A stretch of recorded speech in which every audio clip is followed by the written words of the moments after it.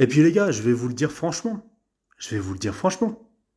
C'est vrai que je m'étais emballé dans la réaction trailer en me disant ouais, ça va être de la merde, faut boycotter ça.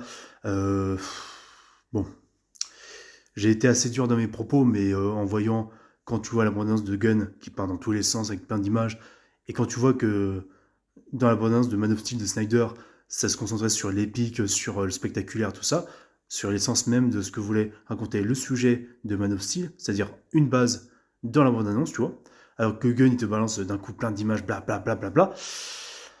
Bon, en fait, je me dois d'aller voir ce film-là pour vous dire potentiellement de ne pas aller le voir et de vous dire et de vous dissuader, littéralement, de ne pas aller voir Superman 2025.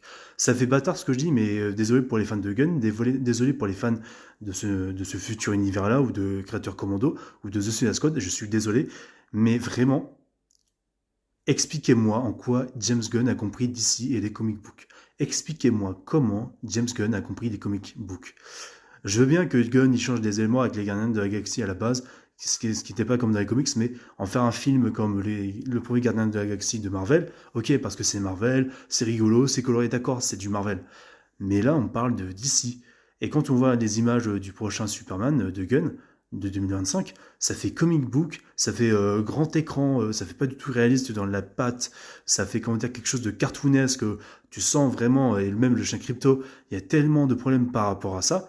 Euh, le gros monstre, bref, c'est le style de Gun qui en fait pose problème par rapport à la cohérence, par rapport au réalisme de DC, tu vois, et au sérieux de l'univers DC, parce qu'il faut savoir que DC, c'est pas du tout adapté aux enfants, c'est adapté pour, comment dire, les enfants un peu plus âgés, ou surtout les jeunes adolescents, tu vois, c'est ça DC à la base.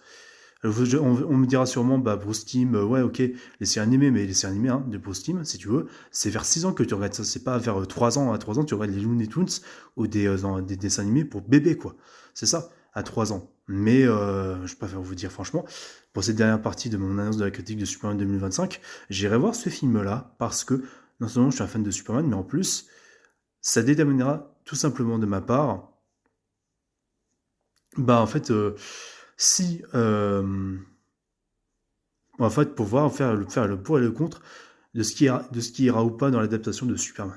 Parce que c'est mal parti, hein. Le costume de Superman est dégueulasse, de Corin Sweat. Et c'est vrai qu'il y a beaucoup de choses de mélangées. Et j'ai très peur. C'est vrai que j'ai extrêmement peur. Je vous le cache pas. Donc, soit je vous dissuaderai d'aller voir ce film, soit je vous dirai, ah, c'est bien, faites comme vous voulez avec votre argent. Littéralement.